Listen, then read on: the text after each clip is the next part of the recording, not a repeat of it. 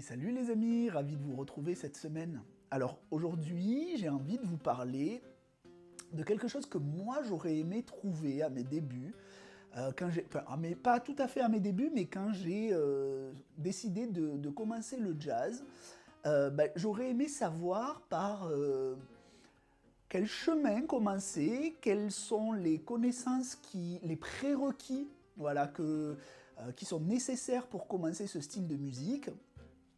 Et est-ce qu'il y a des choses essentielles et peut-être immuables dont on ne peut pas se passer pour apprendre ce style de musique? C'est un style de musique qui a tendance à intimider. Moi, quand je pose cette question à mes élèves, parfois j'ai... Alors, il y en a certains qui se sentent totalement de rentrer dedans, et parfois, je me confronte à des élèves qui vont mettre un pas de recul face à cette musique parce que dans leur inconscient, c'est compliqué.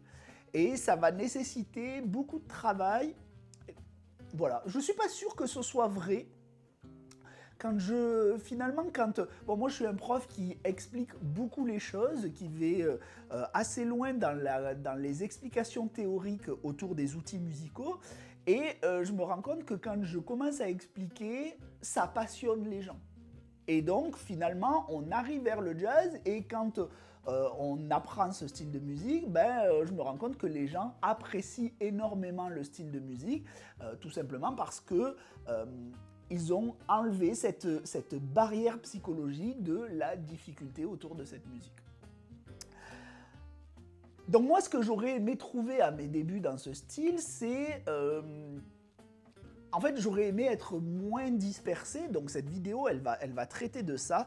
Elle va orienter vers les choses nécessaires, les outils nécessaires pour aborder cette musique, et aussi les freins, si justement on n'a pas abordé certains points ou on n'a pas approfondi certains points, les freins à la pratique de cette musique.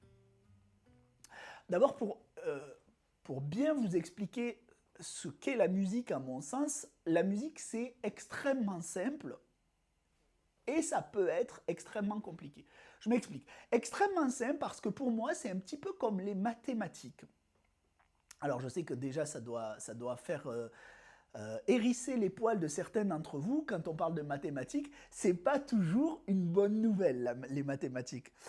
Mais en réalité les mathématiques, si jamais vous avez appris vos mathématiques depuis la primaire de manière très logique, très structurée et que vous n'avez pas laissé de problèmes en suspens, par exemple, vous apprenez les additions, vous apprenez les soustractions, et puis à un moment donné, on vous demande d'apprendre les tables de multiplication. Et ces fameuses tables de multiplication, c'est du par cœur. Si jamais vous loupez l'étape des tables de multiplication, c'est vrai que par la suite, c'est pas quand vous arrivez au problème ou plus tard aux équations à une inconnue, si vous n'avez pas vos tables de multiplication par cœur et que vous commencez à compter sur vos doigts, c'est problématique puisque ça va rester comme une épine dans le pied. Et donc vous aurez du mal à gérer ça dans des choses plus complexes. Mais si vous avez bien appris vos multiplications, bien appris vos équations, etc., finalement c'est extrêmement logique parce que vous avez tous les outils nécessaires pour résoudre les problèmes futurs. En musique, c'est exactement ça. Vous allez commencer à apprendre vos premiers accords. Malheureusement, si dans ces premiers accords, vous n'apprenez pas les intervalles à l'intérieur des accords, vous allez, le jour où il va falloir déplacer ces accords sur le manche pour aller les transformer en accords de jazz par exemple, vous aurez du mal et vous aurez l'impression qu'il faut réapprendre de nouveaux accords en permanence, et donc ça en fait une infinité que vous devez comme ça apprendre et essayer de retenir. Alors que ça ne se passe pas comme ça puisque tous les accords sont dérivés les uns des autres. D'ailleurs, j'ai fait une vidéo sur tous les accords ouverts. Je vous l'affiche en fiche info là. Je vous mets la miniature si je la retrouve. Mais en fait, tous les accords ouverts vont se décliner un peu plus tard avec des enrichissements, des petites modifications à l'intérieur et qui vont amener vers ces fameux accords de jazz. Donc, un des premiers points à bien apprendre quand on apprend par exemple un accord de Do majeur, c'est de ne pas rester uniquement sur la forme de Do majeur juste pour la forme telle qu'elle est là, mais de commencer à visualiser les intervalles à l'intérieur. Donc là, par exemple, vous avez votre fondamentale, le Do, puis une tierce majeure, puis une quinte avec la corde à vide, puis de nouveau une fondamentale ici, et puis de nouveau une tierce majeure ici. Donc là, vous connaissez, alors vous l'apprenez, vous connaissez vos intervalles, et puis si à un moment donné, on vous demande de faire un accord de Do6, ben vous saurez que dans cet accord de Do, il suffira de prendre la septième mineure qui est 2 cordes en dessous de la fondamentale, alors ça s'apprend évidemment, et puis de la reculer d'un demi-ton pour avoir une sixte. Et notre accord se transforme comme ça. Donc c'est pour moi toujours le même Do majeur avec une sixte supplémentaire. Si je veux un accord de Do7, ma sixte repasse en septième mineure. Je vais avoir un accord un peu typé blues. Do7. Do septième majeur, ma septième mineure devient une septième majeure. Do septième majeur. Ou alors j'aurais pu prendre mon Do majeur, abaisser son octave, ici j'ai une fondamentale ou une octave, l'abaisser d'un demi-ton, donc réouvrir mon doigt pour avoir une corde à vide, et j'ai de nouveau un Do septième majeur. Et donc vous voyez que en fait, j'ai pas appris par cœur. Alors petit à petit, je retiens évidemment les formes, mais j'ai finalement trouvé une logique autour de mon Do majeur par rapport à ces intervalles pour pouvoir le décliner en plein d'accords. Ce Do majeur, si je veux en faire un Do 9, je sais que dans un Do 9, j'ai une septième mineure et une neuvième ou une seconde supplémentaire. Ben, je vais venir transformer mon accord comme ça. Toujours ma fondamentale, toujours ma tierce majeure. La septième mineure, elle est 2 cordes en dessous de la fondamentale. Et la seconde, elle est un ton après l'octave. Donc la seconde ou la neuvième, hein, c'est pareil. Et voilà ma forme de Do 9. Donc vous voyez, je peux décliner ce Do majeur en plein d'accords qui vont parfois être des accords qu'on pourrait qualifier d'accords jazz, plein d'accords utilisables dans le jazz, dans le blues, dans la funk, etc., etc. Mais pour ça, il a bien fallu que je sois capable de visualiser mes intervalles autour de l'accord.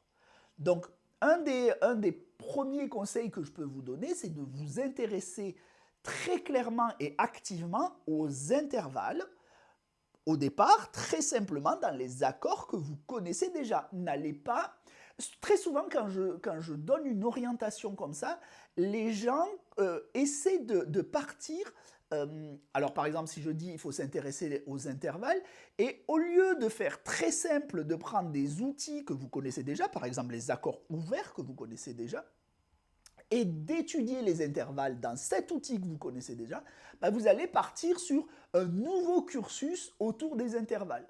Et donc, un travail immense, un Everest à accomplir, alors que l'idéal, c'est de partir sur des outils simples et de commencer à étudier autour de ça. Et à chaque fois que vous allez repérer des nouveaux outils, à chaque fois, ça va vous servir pour la suite, et on cumule comme ça les connaissances, mais autour de choses plutôt simples au départ. Et puis ces choses plutôt simples vont se compliquer, mais vu qu'elles seront bien acquises, ben ça sera de nouvelles choses plutôt simples, et à chaque fois, on viendra agrémenter un petit peu tout ça. Donc voilà le premier conseil. Alors Do, ça aurait pu être Ré, ça aurait pu être tous les accords qu'on connaît. Et comme je vous ai dit, dans la vidéo que je vous ai affichée, on étudie tous les accords ouverts et avec tous les intervalles à l'intérieur. Les amis, si cette vidéo vous plaît ainsi que les autres et que vous souhaitez me soutenir, je vais faire comme les artistes et je vais faire passer un peu le chapeau au sein de la communauté. Je vous ai mis en description un lien Tipeee pour me laisser un petit pourboire. Je préfère faire comme ça que de vous inciter à acheter un produit dont vous n'avez absolument pas besoin avec des partenariats commerciaux un peu farfelus. Donc je vous laisserai aller regarder dans la description. Et puis la vidéo reprend tout de suite. Donc ça, c'est le premier outil qu'on peut étudier. Ensuite, on va forcément, une fois qu'on aura pas mal d'accords comme ça, on va commencer à étudier des accompagnements jazz. autour de ce qu'on appelle les cadences harmoniques. Alors voilà, deuxième point qui serait intéressant d'étudier, c'est les cadences harmoniques. Alors cadence en musique, ça ne veut pas dire, c'est pas lié au rythme, c'est pas en cadence genre agréable. C'est plutôt cadence veut dire enchaînement ou succession. Le synonyme de cadence en musique, ça serait enchaînement ou succession. Et harmonie, ça veut dire accord. D'accord? Harmonie, c'est pas harmonieux, joli, nanani, c'est accord. Donc, cadence, enchaînement ou succession, harmonie, accord, donc enchaînement d'accords. Cadence harmonique, ça veut dire enchaînement d'accords. Alors, très souvent, la syntaxe musicale complique un peu les choses et quand on la déconstruit, quand on la vulgarise, ben, on comprend que c'est très facile. Vous savez, c'est pareil dans tous les domaines. Si je vous dis il fait une hémorragie interne, tout le monde sait aujourd'hui que c'est saigner, avoir un écoulement sanguin à l'intérieur du corps interne. Ben, on pourrait très bien dire il saigne à l'intérieur, quoi. Il saigne dedans. Mais on dit une hémorragie interne, c'est la syntaxe médicale qui veut ça. Ben, en musique, c'est pareil. On a une syntaxe qu'il faut commencer déjà à comprendre et ça simplifie beaucoup les choses par la suite. Donc ces fameuses cadences harmoniques, ce sont des enchaînements d'accords qui permettent au sein d'une tonalité de passer des accords. Alors bon, je ne vais pas rentrer dans tous les détails, mais des accords qui sont plutôt stables, des accords qui ont une tension et qui vont réveiller l'attention de l'auditeur et qui doivent être résolus. Par exemple, vous avez cette fameuse cadence que tout le monde connaît et qui est très très utilisée dans le jazz qu'on appelle le 2-5-1. Donc le 2-5-1 c'est quoi? Quand on est dans une tonalité de Do majeur, le deuxième degré, ben c'est le Ré, hein, Do, Ré, Mi, Fa, Sol, c'est le Ré, donc on va faire un accord de Ré, Ré mineur ici. Le cinquième, c'est le Sol, Do, Ré, Mi, Fa, Sol. On va faire un Sol majeur. Et le premier degré, bah, c'est le 1, le Do majeur. Et donc, si je connais cette cadence harmonique qu'on appelle le 2-5-1, peu importe la tonalité que je vais utiliser, imaginons que je décide d'être en Mi bémol, bah, je vais être capable de faire mon 2-5-1 en Mi bémol. 2, 5, 1. Vous voyez, et là, en fait, je fais ça par rapport à une cadence harmonique, un enchaînement d'accords, sans même me soucier du nom des accords. Ici, pour mon 2-5-1 en Mi bémol, j'ai un Fa mineur 7, un Si bémol 7 ou 13 ou peu importe, et un Mi bémol majeur. Là, je le vois parce que je regarde mes notes, je vois mon Fa ici, mon Si bémol et mon Mi bémol, mais en réalité, quand j'ai commencé à vouloir faire mon 2-5-1, je ne me suis pas préoccupé du nom des accords, je me suis préoccupé des intervalles sur le manche de ma guitare. Imaginons que je décide de le faire en La bémol, 2, 5 et 1. Et encore une fois, je n'ai pas encore analysé le nom des accords. Mon 2, c'est le Si bémol, mon 5, c'est le Mi bémol, et mon 1, c'est le La bémol. 2-5-1. Mais je vois les intervalles et les natures d'accords que je connais avant même de chercher leur nom. Donc ça, c'est un deuxième sujet sur lequel vous devriez porter un petit peu votre attention et on va le faire au fur et à mesure des cours puisque bon, j'ai envie de faire quelques vidéos de jazz, donc c'est pour ça que je fais cette vidéo en préambule. Ce sont les cadences harmoniques autour des morceaux. Ces cadences harmoniques, elles sont extrêmement intéressantes parce qu'elles vont vous permettre de retenir des morceaux, des standards de jazz, sans même connaître vraiment le nom des accords. Par exemple, si je prends un morceau qui est très connu, qui s'appelle Autumn Leaves, ou Les feuilles mortes, la tonalité de ce morceau, c'est Si bémol majeur. Et en fait, je sais que je vais avoir, dans mon morceau, deux cadences. La première cadence, c'est un 2-5-1-4 en Si bémol, donc je pars du 2 de Si bémol, ici c'est le Do, 2, 5, 1, 4, et ensuite un 2-5-1 en Sol mineur, 2, 5, 1. Donc même sans retenir le nom des accords, Alors, je les connais, mais même sans retenir les noms des accords, je retiens les intervalles. 2, 5, 1, 4, 2, 5, 1.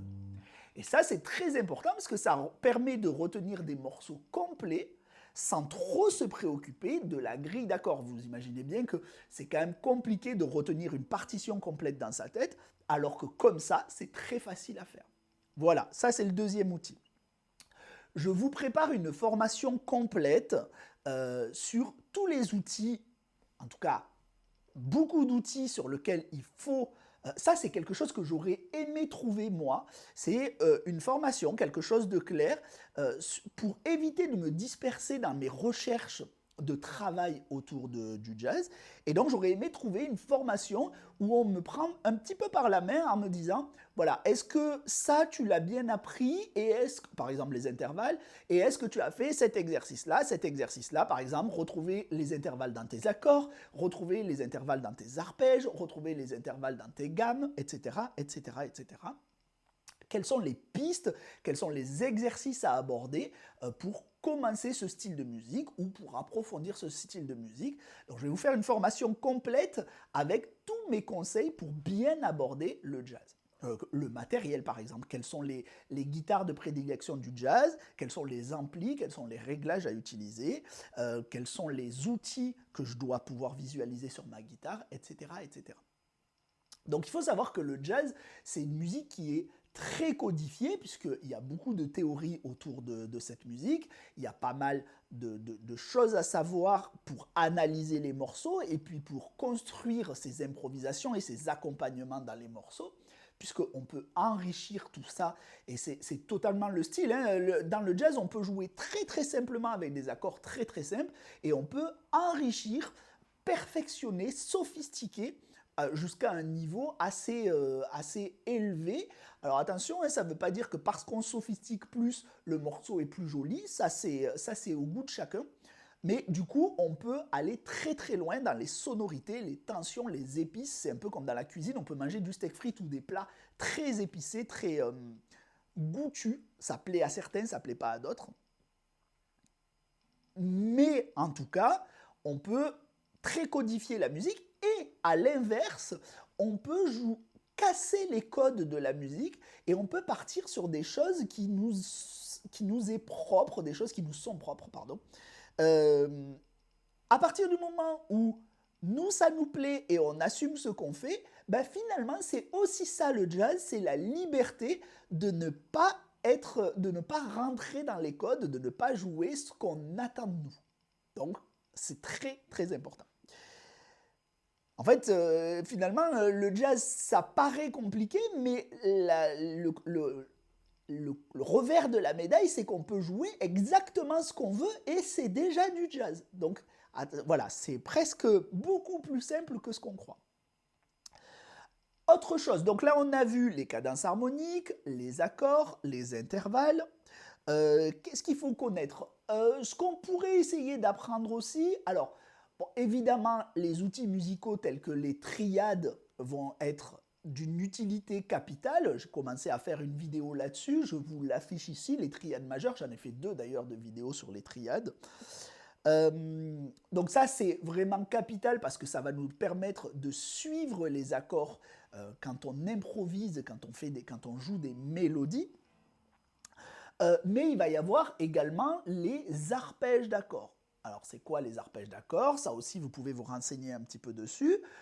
Ce sont les accords que vous connaissez déjà, donc par exemple, Ré mineur 7. Ici, je le joue en accord, barré ici en l'occurrence, mais je pourrais le jouer en mélodie. Ici, je joue mon arpège d'accords, c'est-à-dire les notes de mon accord, fondamentale, tierce mineure, quinte, septième mineure, fondamentale, tierce mineure, quinte, septième mineure. Les notes de mon accord, les 4 notes qui composent mon accord, sous forme de mélodie. Et ça va me servir lorsque j'ai un accompagnement. Mon accord arrive, de jouer une mélodie, une improvisation autour des notes de mon accord. C'est-à-dire que je vais être cohérent avec l'accord d'accompagnement sur lequel je suis, puisque les notes de mon solo vont reprendre les notes de mon accord. Alors après, évidemment, il faudra que je rajoute des notes pour apporter une coloration, parce que sinon, je ne fais rien d'autre que superposer les mêmes notes qui sont dans l'accompagnement à mon solo. Donc ça peut être la base de mon solo, mais à un moment donné, je vais vouloir entendre une couleur un peu différente. Donc par exemple, imaginons que j'aille chercher la couleur de seconde. Et cette note ici, dans mon Ré mineur 7, va me permettre d'entendre un Ré mineur 9. Ré mineur 7, 9. Donc c'est ce qui va être intéressant, c'est d'aller chercher des couleurs supplémentaires. Je joue mon Ré mineur. Ici c'est ma triade de Ré mineur. Je joue mon Ré mineur. La seconde, la quarte et la tierce. Donc je pourrais avoir une petite phrase qui ferait ça sur un accord de Ré mineur 7. Et donc c'est ça l'intérêt d'apprendre ces triades ou ces arpèges, puisque l'arpège c'est rien d'autre que la répétition de plusieurs triades, puisque dans mon arpège je n'ai rien d'autre que les notes de l'accord, fondamentale, tierce, quinte, septième si c'est un accord à 4 sons. Et en fait, je vais le répéter plusieurs fois, à plusieurs octaves différentes. Donc, en fait, je vois mes triades ou mes tétrades. Les tétrades sont finalement des arpèges à 4 sons, 4 comme ça, mais que je vais répéter plusieurs fois. Donc voilà, c'est rien d'autre que ça. Et donc, ça va me permettre d'avoir une cohérence dans mon solo. Imaginons que j'ai un 2-5-1, donc mon Ré mineur, Sol majeur, Sol 7, peu importe, Do majeur, d'accord? Là, je vous le joue en forme de triade, en forme d'accord, ça donne. Ici, mon 2-5-1. Et là, je vais vouloir faire un solo autour des accords, je vais utiliser les arpèges d'accords. Donc, par exemple, pour mon Ré mineur, là, je vais venir chercher la seconde, et puis ensuite, quand je vais arriver sur mon Sol, je vais venir cibler cette note ici, qui est la tierce de mon accord, d'accord? Donc, je reprends. Là, j'arrive sur mon Sol, je joue un arpège de Sol ou des notes de l'arpège de Sol. Ici, je peux apporter un peu de tension à mon accord. Donc là, ici, c'est un Sol majeur, et moi, je viens chercher cette note qui est la tierce mineure de l'accord, donc ça vient apporter une grosse tension. Je peux considérer que c'est une 9e dièse, mais bon, on ne va pas aller trop loin dans la théorie pour l'instant. Et puis, hop, on va résoudre sur le Do majeur avec un arpège de Do majeur. Par exemple. Ok, donc je rejoue ma petite phrase pour que vous entendiez bien le changement harmonique dans mon solo. Hop, j'arrive au Sol.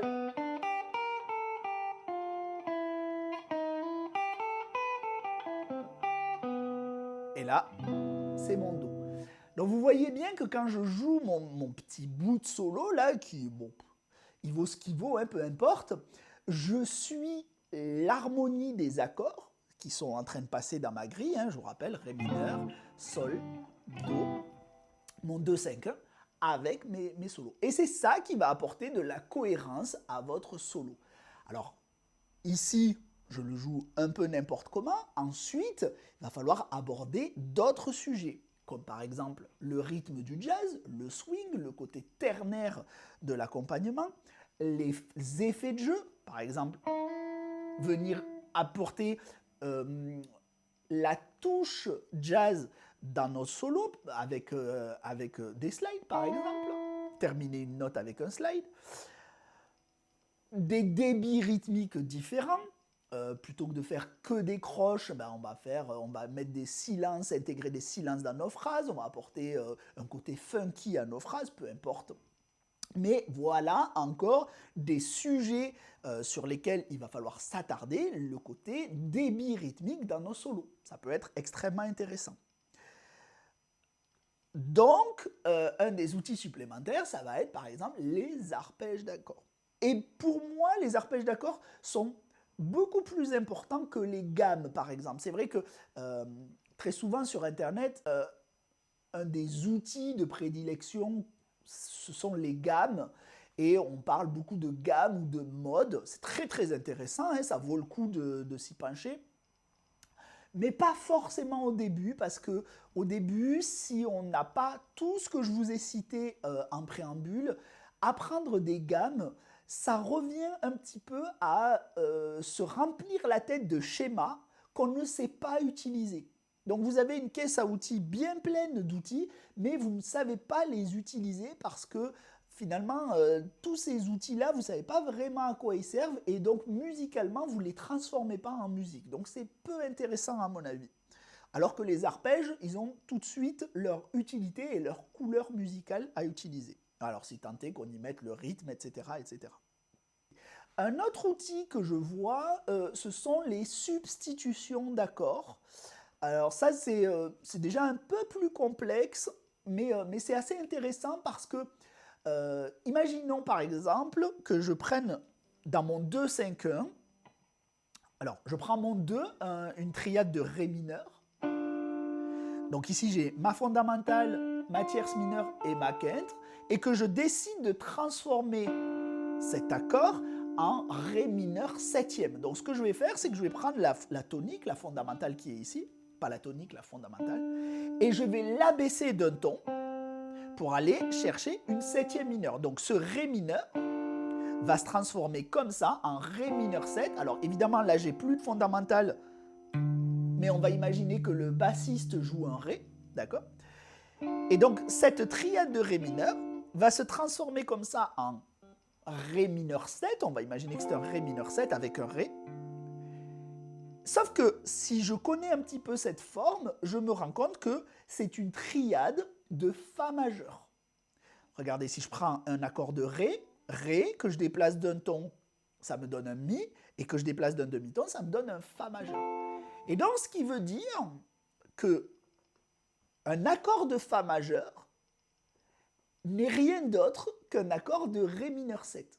Ça veut dire que quand je vais penser soit mes accompagnements, soit mes improvisations, je vais pouvoir substituer dans ma tête l'accord de Ré mineur par un accord de Fa majeur. Et donc jouer l'arpège ou la triade de Fa majeur pour venir apporter une couleur de septième mineur à mon accord de Ré mineur.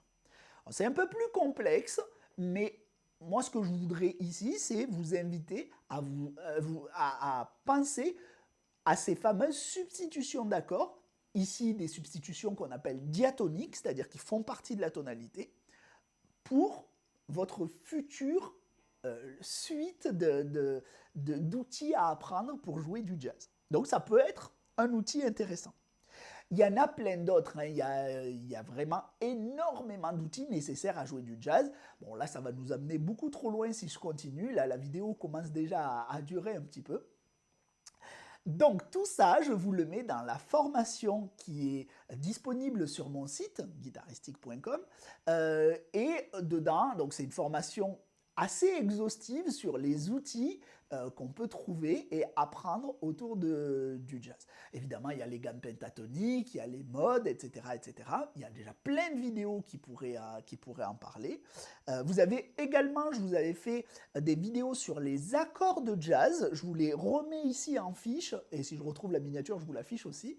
Sur les accords de jazz, bien étudiés. Il y avait aussi la vidéo sur Isn't She Lovely où j'expliquais les accords du morceau Isn't She Lovely que vous pouvez aller revoir. Dites-moi en commentaire, ça m'intéresse, si c'est un style de musique qui vous intéresse, si vous avez envie qu'on aborde à partir de zéro les outils nécessaires à commencer le jazz, parce que là je vous ai abordé certains thèmes et ça va vite trop loin. Il faut commencer, comme je vous l'ai dit, par les bases et les approfondir petit à petit. Donc si c'est quelque chose qui vous intéresse, je ferai des vidéos dessus. N'hésitez pas à aller checker la formation parce que c'est vraiment pas cher et ça va vous faire gagner beaucoup de temps et moins vous disperser, moins vous perdre dans vos recherches et votre travail. Et si vous avez un plan de travail, une structure de travail, vous gagnez énormément de temps. Donc si ça vous intéresse, je vous le partage. Et puis voilà, j'espère que cette vidéo où on parle un peu plus, en fait ça fait beaucoup plus partie de mon métier ça. Des fois, je me perds un peu dans les vidéos YouTube parce que je veux vous intéresser autour de plans, de riffs musicaux, etc., etc. Mais le métier de prof de musique, c'est souvent d'expliquer les choses et ça prend du temps d'expliquer. Et même si on ne joue pas beaucoup, en fait, vous prenez conscience de ce qu'il y a à faire, de ce qu'il y a à travailler. De toute façon, le travail en musique, vous êtes tout seul pour le faire. Le prof, il est là pour vous accompagner, vous éviter des erreurs, des pièges, vous faire gagner un peu de temps, mais il ne va pas travailler pour vous, c'est pas lui qui fait les exercices, lui il les fait pour lui, et vous les faites pour vous. Donc en fait, souvent on voudrait travailler pendant la vidéo YouTube, mais la vidéo YouTube, elle n'est pas là pour ça. Elle peut être là pour vous expliquer un exercice, et après c'est à vous de le faire. Et donc là, l'idée de cette vidéo et de pas mal de futures vidéos, c'est de vous expliquer les choses le mieux possible. Donc c'est exactement ce que je vais faire. Donc si le jazz vous intéresse, si les outils autour du jazz vous intéressent, ben vous me le faites savoir en commentaire. Et s'il y a beaucoup de commentaires dans ce sens-là, ben je vais m'orienter aussi vers ça. Évidemment, on continue le blues, on continue le rock, mais j'aimerais bien qu'on puisse aborder le jazz, puisque c'est une musique un peu plus sophistiqué et qui amène vers énormément de choses puisqu'on aborde énormément de concepts à l'intérieur. Donc c'est un petit peu le style école qui permet d'aller un peu plus loin, là où dans le blues, j'adore le blues, c'est très intéressant, mais c'est vrai que ça a sa limite dans la sophistication des outils musicaux qu'on utilise dans le blues, parce que si on va trop loin, moi je l'ai fait pendant longtemps, c'est-à-dire que je rajoutais de la sophistication à mes blues et sans me rendre compte que je m'orientais vers du blues jazz en fait, du jazz, et que la couleur quand je disais je joue du blues et qu'on me disait non c'est du jazz, moi j'avais tellement sophistiqué mon blues que c'est vrai que je m'étais orienté vers le jazz. Et donc le blues ça a un côté un peu roots et une limite dans lequel il faut rester, et des effets de jeu, de l'énergie. Et si on va trop loin dans la sophistication des outils, on est déjà dans le jazz. Donc voilà, ça plaît à certains, ça plaît moins à d'autres. Voilà les amis, je vous laisse sur ça, j'espère que ça vous a plu. Vous me tenez au courant, et puis si ça vous plaît, on continue. Allez, bye bye, bonne semaine.